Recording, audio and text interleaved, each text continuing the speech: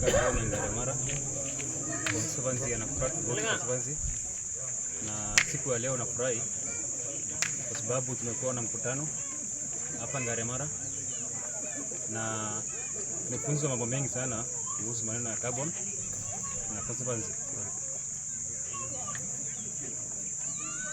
Nashukuru sana pia kwa manager na timu yake mzima ya kutoka Nakuru.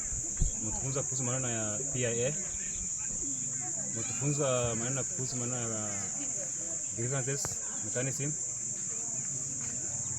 mtufunza pia mambo kuhusu na SPSV, na yote tumeelewa na tumejua.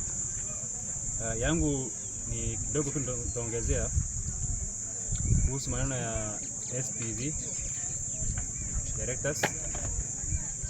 Tumesema pia kuna mambo ambayo yanahusu maneno ya benefit sharing, na kulingana na mkataba ama sheria iliyoko awali kulikuwa na community conservancies 14 za awali, na juzi tumesikia zimeongezwa imekuwa 22.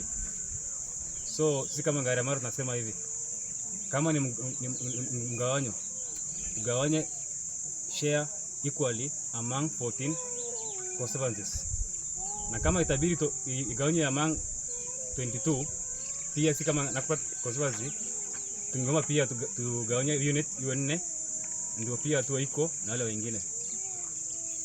Ya pili, mambo ya directors ambayo iko hapo mbeleni, ningeomba kila jamii ihusishwe, iwe ni Mborana, iwe ni Msomali, Mturkana, Mmeru, Msamburu, wote wakilishwe katika hiyo management.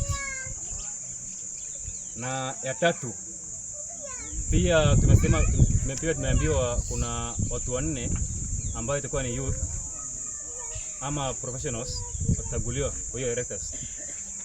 Pia ningeomba pia jamii yote 5 ama 6 ziwakilishwe, isiwe tu jamii nyingine imeiko kando, nyingine iko ndani.